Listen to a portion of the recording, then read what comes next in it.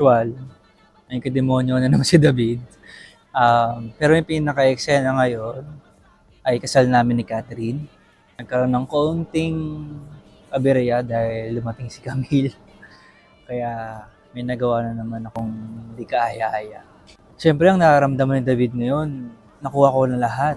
Yung pinakayaman ng dalawang pamilya. Hindi lang ng Montenegro ngayon, pati ang Caballero. Ito yung pinaka-inaasam-asam ni David. Pero alam ko sa pag-aaral ko bilang David, siya ay sagad sa gahaman, sa pagiging greed. Kaya alam kong hindi pa nagtatapos dito yung nais niyang may makamit pagdating sa yaman at kapangyarihan.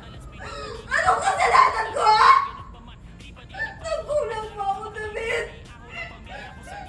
Nagkulang pa ako, nasaktan pa kita.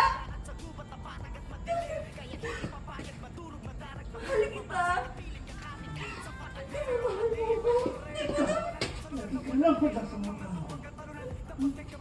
Handa ka makipagkabulan. Kung yan ang kapalaran ng isang batang siya.